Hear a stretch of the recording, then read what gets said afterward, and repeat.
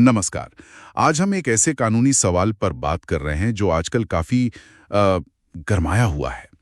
सवाल ये कि क्या पुलिस या ईडी जैसी जो जांच एजेंसियां हैं, वो किसी वकील को सिर्फ इसलिए समन भेज सकती हैं, पूछताछ के लिए बुला सकती हैं, क्योंकि वो अपने क्लाइंट का केस लड़ रहे हैं? ये पूरा मामला ना सुप्रीम कोर्ट के एक हालिया केस अश्विन कुमार गोविंद भाई प्रजापति बनाम गुजरात राज्य के बाद और ज्यादा सुर्खियों में आ गया है। तो चलिए आज इसी को समझते हैं कि ये है क्या और इसका असर क्या पड़ सकता है। बिल्कुल। और ये सवाल बहुत अहम है क्योंकि ये सीधा सीधा वकीलों की जो प्रोफेशनल आज़ादी है और कहे तो हमारे पूरे जस्टिस सिस्टम के काम करने के तरीके से जुड़ा हुआ है। हाँ, तो देखते हैं कि अदालतें इस पर क्या कह रही हैं, क्या सोच रही हैं और इसके पीछे का लीगल बेसिस क्या है। तो शुरुआत करते हैं सुप्रीम कोर्ट के उस फैसले से, 25 जून 2025 वाला अश्विन कुमार प्रजापति केस। इसमें हुआ क्या था, मतलब बैकग्राउंड क्या है? हाँ, तो देखिए, गुजरात पुलिस ने एक एफआईआर दर्ज की थी। उसके बाद वकील साहब ने यानी अश्विन कुमार प्रजापति ने अपने मुवक्किल के लिए जमानत अर्जी फाइल की। अच्छा, बेल एप्लीकेशन। जी, और वो मंजूर भी हो गई। लेकिन इसके फौरन बाद, मतलब जैसे ही बेल मिली, पुलिस ने वकील साहब को ही एक समन भेज दिया। अरे, उनको क्यों, क्या कहकर? उन्हें मौके का गवाह मतलब विटनेस बताकर। और यही बात वकील साहब ने चैलेंज की। अच्छा। उन्होंने कहा कि भाई ये तो मेरे प्रोफेशनल काम में दखलंदाजी है, मैं तो बस अपना काम कर रहा था। तो सुप्रीम कोर्ट ने इस मामले को काफी सीरियसली लिया और फौरन उस समन पर रोक लगा दी। अच्छा, स्टे लगा दिया। जी, स्टे लगा दिया। और कोर्ट ने दो बहुत फंडामेंटल सवाल उठाए। पहला कि क्या कोई वकील जो सिर्फ अपना प्रोफेशनल काम कर रहा है, उसे सीधे समन भेजा जा सकता है? और दूसरा सवाल, मान लीजिए एजेंसी ये साबित भी कर दे कि वकील की भूमिका सिर्फ प्रोफेशनल नहीं थी, कुछ और भी था, तो भी क्या बिना किसी जुडिशियल सुपरविजन के, मतलब कोर्ट की निगरानी के बिना, समन भेजना सही है?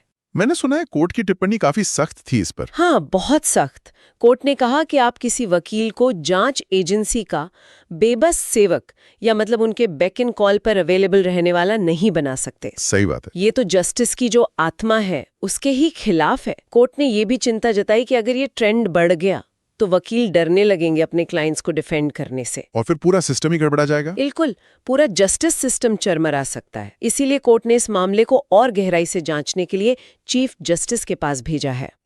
और साथ में attorney general, solicitor general, bar council of India के चेयरमैन और दूसरी बार एसोसिएशंस को भी नोटिस दिया है कि भाई आप भी अपना पक्ष रखिए। तो मतलब सुप्रीम कोर्ट इसे एक बड़े और अहम मुद्दे की तरह देख रहा है। लेकिन ये सवाल कि वकीलों को कब और कैसे जांच में शामिल किया जाए, ये पहली बार तो नहीं उठा होगा। पहले भी ऐसे मामले आए होंगे। नहीं, बिल्कुल नहीं। ये मुद्दा पहले भी अदालतों के सामने आया है। जैसे एक केस था बॉम्बे हाईकोर्ट का अप्रैल 2024 का, एवी पवित्रन बनाम सीबीआई। अच्छा। उसमें सीबीआई ने एक वकील को करप्शन केस में पूछताछ के लिए बुलाया था।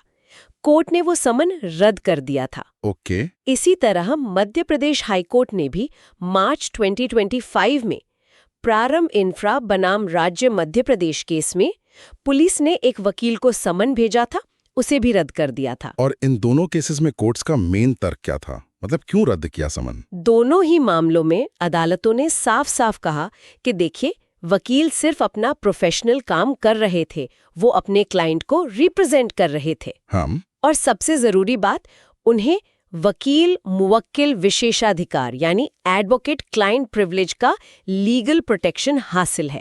हाँ, ये टर्म बार बार आ रहा है, वकील मुवक्किल विशेषाधिकार या एडवोकेट क्लाइंट प्रिविलेज। जरा इसे आसान भाषा में समझाएंगी, ये है क्या असल में? जरूर। देखिए, ये कानून का एक बहुत पुराना और बुनियादी उसूल है। अब ये नए वाले कानून भारत साक्ष्य अधिनियम यानी BSA 2023 की धारा 132 में आता है। पहले ये पुराने एविडेंस एक्ट की धारा 126 थी। ओके। इसका सीधा मतलब है कि एक क्लाइंट अपने वकील को जो कुछ भी भरोसे में बताता है, मतलब जो कॉन्फिडेंशियल बातें होती हैं उनके बीच, उसको जाहिर करने के लिए वकील को मजबूर नहीं किया जा सकता। अच्छा। ये एक तरह का भरोसा है, कॉन्फिडेंशियलिटी है, जो वकील और क्लाइंट के रिश्ते के लिए बहुत जरूरी है। लेकिन क्या ये प्रोटेक्शन एब्सोल्यूट है, मतलब इसकी कोई सीमाएं भी हैं या ये हमेशा लागू होता है? नहीं, एब्सोल्यूट नहीं है। कुछ एक्सेप्शंस हैं, कुछ अपवाद हैं। जैसे अगर क्लाइंट खुद कह दे, सहमति दे दे कि हाँ वकील ये बात बता सकता है, ठीक है। या फिर अगर वो बातचीत ही किसी गैर कानूनी काम को करने के लिए हुई हो, मतलब कोई क्राइम प्लान करने के लिए, ओके। या फिर अगर ये पता चले कि वकील खुद किसी अपराध में शामिल है, तो इन सूरतों में ये प्रिविलेज लागू नहीं होता। समझ गया। और इसके अलावा वकीलों का अपना कानून भी है, एडवोकेट्स एक्ट 1961, जो बार काउंसिल को ये जिम्मेदारी देता है कि वो वकीलों के राइट्स और उनकी आज़ादी को प्रोटेक्ट करे। तो अगर हम इन सारे कोर्ट ऑर्डर्स को देखें, Bombay high court, Madhya Pradesh high court और अब सुप्रीम कोर्ट का ये इंटरवेंशन और साथ में ये कानूनी प्रावधान, तो इसका निचोड़ क्या निकलता है? मतलब टेक अवे क्या है?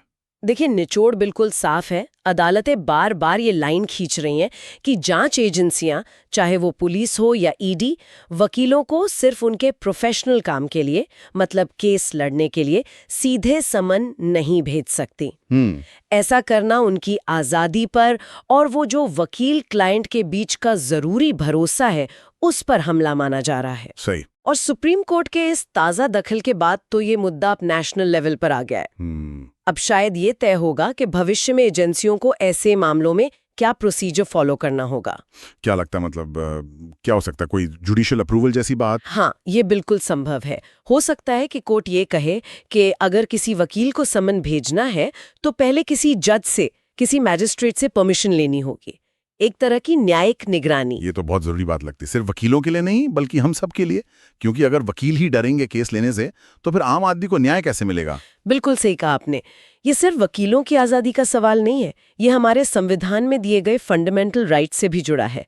जैसे आर्टिकल 19(1)(g) कोई भी प्रोफेशन चुनने की आज़ादी, और article 21 right to life and liberty, जिसमें फेयर ट्रायल और लीगल एड का अधिकार भी शामिल है। तो ये पूरा मामला तय करेगा कि जांच एजेंसियों की पावर के लिमिट्स क्या हैं और वकीलों की प्रोफेशनल इंडिपेंडेंस को कैसे प्रोटेक्ट किया जाए।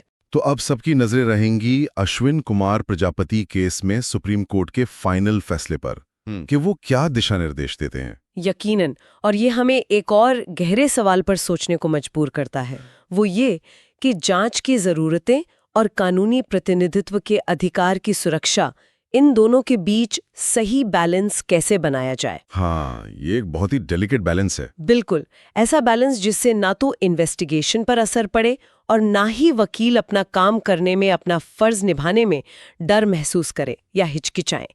ये संतुलन बनाए रखना एक फेयर और फंक्शनिंग जस्टिस सिस्टम के लिए बेहद जरूरी है।